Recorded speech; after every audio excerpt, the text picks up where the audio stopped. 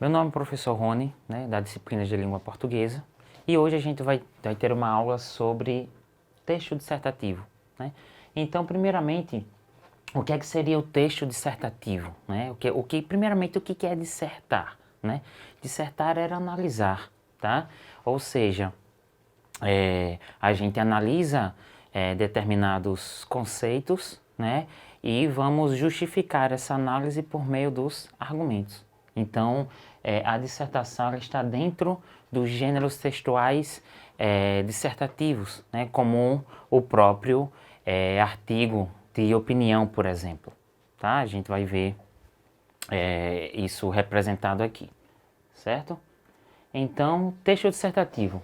Se o objetivo é expor, argumentar ou desenvolver um tema proposto, analisando sobre um determinado ponto de vista e fundamentando com argumentos convincentes em defesa de nossas posições, né? Então, isso é, digamos assim, o cerne, né, do que seria o texto dissertativo, né, argumentativo. E isso está implícito nos outros gêneros textuais, dissertativos, argumentativos, né? A gente vê, por exemplo, a carta aberta, né? E o artigo de opinião, né? São dois gêneros textuais que vão se utilizar, né? Isso em profusão no texto. Então, dissertar é tratar com desenvolvimento um assunto, é discorrer sobre um ponto de vista, opinando ou persuadindo, sempre apoiado em dados, fatos, né, exemplos e fundamentações que comprovem sua tese. Discutir ideias, analisá-las e apresentar provas que verifiquem e convençam o leitor da validade do ponto de vista de quem as defende. Ou seja, dissertar também é convencer o leitor, né, a partir justamente de sua perspectiva e tentando convencê-lo de que a sua perspectiva é a correta. Analisar de maneira crítica situações diversas, questionando a realidade e apresentando nosso posicionamento diante dela, né? Então a gente vai ver isso, inclusive, quando a gente coloca a nossa tese, né? Que é justamente a nossa visão, né, de mundo sobre um determinado fato, e a gente vai justificar essa visão do mundo a partir dos argumentos. Tá? Então, lembrando, argumentos são justificativas, né, de sua visão de mundo. E essa justificativa, que é colocada no texto, tem o objetivo de convencer o leitor, né, a aderir, né, a concordar com a sua justificativa, né? Pessoal, a gente vai falar um pouquinho sobre a questão da estrutura, mas também sobre algumas, digamos assim, dificuldades que muitos alunos têm de compor, né, de escrever, né, de criar um texto dissertativo, né? Um texto dissertativo ele precisa de uma estrutura bem organizada, a gente vai falar isso posteriormente. Nesse sentido, seus maiores problemas são, né, expor as ideias de uma forma desordenada, organizar o texto de forma incoerente, né? Ou aqui organizar as ideias sem elementos de coesão, né? Ou seja, o que acontece? Quando eu digo assim, expor as ideias de forma desordenada, eu estou me referindo justamente a dois elementos fundamentais num texto dissertativo, argumentativo. Eu acho que não apenas no universo da dissertação em si, mas nos textos em geral, que é justamente a coesão e a coerência, né? Então, o que acontece? Quando ele coloca aqui expor as ideias de forma desordenada, eu estou me referindo justamente à coerência textual, né? A coerência textual se refere justamente a essa sequência lógica de ideias, né? Onde justamente uma frase ele tem que se relacionar com a frase seguindo, dando uma continuidade de ideias, né? Dando uma sequência, um encadeamento lógico de ideias, né? Então, o que acontece? Quando se fala assim que, por exemplo, quando se lê um texto, né, e você percebe que o texto fala sobre a mesma coisa o tempo todo, então não há uma progressividade de ideias, né? O que acontece? Quando não existe essa progressividade de ideias, a gente está justamente falando que o texto tem falta de coerência, ou seja, o autor cometeu um erro de tautologia, né? O que seria a tautologia? São ideias em que a gente percebe que não há uma progressão, ele fica falando o tempo todo sobre a mesma coisa, tá? Então, temos a questão da coerência, né? E temos a questão da coesão, tá? A coesão, o que seria a coesão? A coesão são elementos linguísticos que nós usamos para encadear as frases, né? Por exemplo, conjunções, preposições, verbos de ligação, né? Expressões conjuntivas, né? Locuções conjuntivas, são justamente esses elementos que a gente chama de elementos de coesão que servem para ligar palavras dentro de uma mesma frase.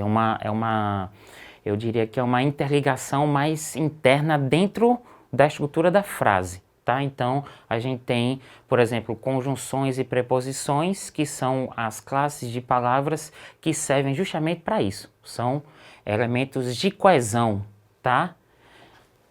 Então, lembrando que o texto dissertativo e argumentativo, né, ele precisa estar bem organizado. E outra coisa que é fundamental, que é não argumentar de forma vaga, né? Ou seja, os famosos achismos, né? Você tem que colocar a sua opinião baseada em fatos, né? Em caracteres científicos, né? De pessoas renomadas, né? Na área que você está falando, tá? Estrutura de um texto dissertativo, né, que é comum, né, aos gêneros textuais dissertativos, como a carta aberta, que nós vamos ver numa outra oportunidade. Então, ó, introdução, desenvolvimento e conclusão, tá? São todos os textos dissertativos, eles apresentam essa estrutura, né? A introdução, a gente tem uma apresentação de uma ideia principal, né?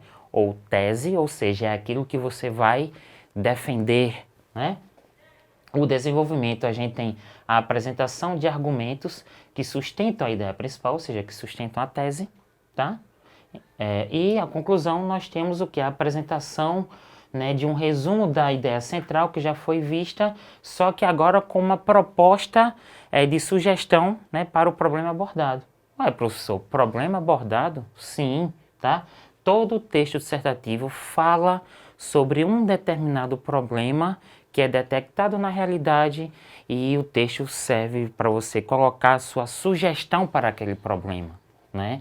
Então, a tese aqui, ela tem que ser retomada na conclusão, justamente acompanhada de uma sugestão para o problema que você abordou ao longo do texto, né? Mostrou na introdução e desenvolveu no segundo parágrafo, que é o parágrafo de desenvolvimento, né? Normalmente apresenta a ideia, né? A introdução, né? Normalmente apresenta a ideia central a ser discutida, de modo que o leitor compreenda a temática do texto, né?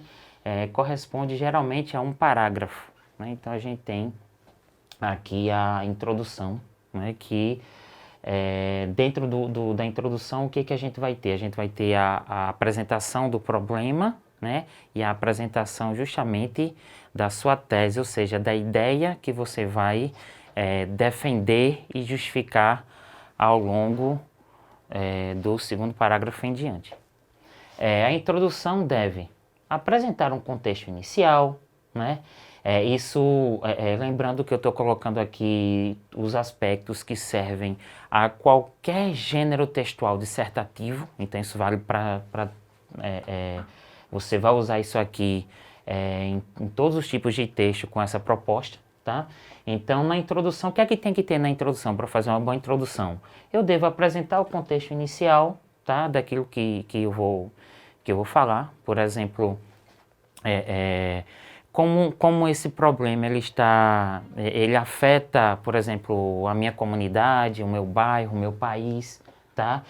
Inserir a ideia central, ou seja, a minha opinião, né, que é a tese que vai ser justamente justificada, né, defendida por meio dos argumentos, né? E aqui a gente tem o quê? Mostrar o seu posicionamento, né? Ou seja, formular uma tese que deve ser discutida ao longo do texto, né? E apontar justamente, dar-lhe digamos assim, um pequeno gancho, né? Para que essa tese ela vai ser desenvolvida ao longo do texto por meio dos argumentos, tá? Eu coloquei aqui alguns exemplos, né, de como a gente deve fazer uma boa introdução, algumas dicas, né? Então, um dos primeiros exemplos é justamente conceituar algo, né? Então, apresentar nada mais é do que conceituar. O que é conceituar, professor? Conceituar é definir, né? É dizer o que é algo, né? Então, ó, eu coloquei aqui como um exemplo o tema, né, aqui da redução da maioridade penal. Então, eu vou definir uma ideia aqui inicialmente. No Brasil, é cada vez maior o número de crimes, muitos deles hediondos, cometidos por jovens com menos de 18 anos. Para coibir essa prática, o governo federal criou um projeto de lei que reduz a maioridade penal brasileira dos 18 para os 16 anos. Então, nesse pequeno trecho, a gente tem uma definição do que seria a maioridade penal, né? Então, ele diz no momento em que ele diz o quê? Que um número de crimes, né, são cometidos justamente por jovens com menos de 18 anos e que para coibir esses crimes é necessário que haja uma lei que diminua justamente a legalidade jurídica de aplicar uma lei para os maiores de 18 anos, ou seja, a gente tem uma diminuição justamente da idade, né, do agressor. Então a gente tem aqui uma conceituação, ele diz o que é, né, aqui o que seria a maioridade penal.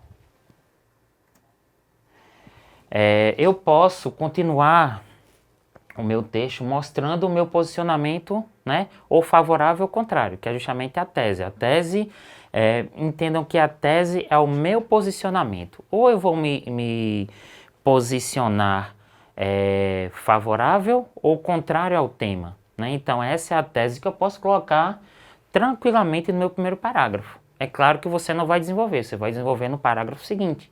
Então ali é justamente a tese, né?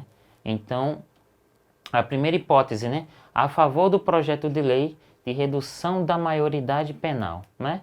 No Brasil é cada vez maior o número de crimes, muitos deles hediondos, cometidos por jovens com menos de 18 anos. Para coibir essa prática, o governo federal criou um projeto de lei que reduz a maioridade penal brasileira dos 18 para os 16 anos. Sem dúvida, será uma iniciativa que proporciona a diminuição do índice de criminalidade no país. Então, esse trecho aqui que está em destaque expressa justamente a opinião, né, do leitor, né, sobre o tema, né? Então, sem dúvida, será uma iniciativa que proporciona uma diminuição, ou seja, ele é favorável, né, à questão da maioridade penal, tá? Eu posso também, né, colocar uma opinião contrária, né, como tese, apresentar como tese, né? Então, os defensores dessa proposta não se atentaram que essa iniciativa resolveria somente os sintomas mais evidentes do problema e não a verdadeira causa de algo nocivo à sociedade. Ou seja, ele diz que se diminuir a maioridade penal, não vai resolver completamente ou satisfatoriamente aqui a problemática que aflige a sociedade, né? Então aqui a gente tem uma posição contrária, né? Ele diz aqui, ó, não se atentaria que essa iniciativa resolveria somente os problemas evidentes. Então aqui ele está se posicionando, né, de forma contrária aqui à ideia, certo? Outras maneiras de fazer uma introdução, né? não se esqueça de colocar o seu ponto de vista, né? Sua tese, ou seja, aqui a gente tem um outro recurso, que é a apresentação de dados, né? Eu posso pegar dados do IBGE, né? Eu posso pegar... É claro que você não vai saber isso previamente. Alguns textos quando você vai fazer dentro da criação textual, a gente vai ter justamente textos que vão auxiliar, que são chamados de textos motivadores, tá? Que vão auxiliar, que vão dar informações. Agora, é claro, se você tiver realmente certeza de algum dado que você saiba que não esteja lá no texto que vai te orientar, né, você pode colocar aí no seu texto. Né? Então, a gente tem a apresentação de dados. Né? Geralmente, quando a gente fala de dados, a gente fala de números. Né? Segundo dados divulgados pela ONU, né, a Organização das Nações Unidas, então percebam que eu não vou colocar um dado aleatório, eu vou colocar um dado referente, né, que tenha sido dado por uma instituição renomada, né, de uma instituição confiável. Né? Então, ó, cerca de 70% das mulheres já sofreram algum tipo de violência no decorrer de sua vida. Tá? Então, a gente tem a apresentação de dados. Né? Apresentando interrogativas, ou seja, você pode colocar na sua introdução uma pergunta a ser respondida no parágrafo posterior. Tá? Então a gente tem aqui, no Brasil as mulheres sofrem cada vez mais com a violência doméstica. Por isso, em 2006, entrou em vigor a Lei Maria da Penha, que tem como objetivo punir os agressores. Mas esta lei está sendo eficaz? Os agressores estão sofrendo punições?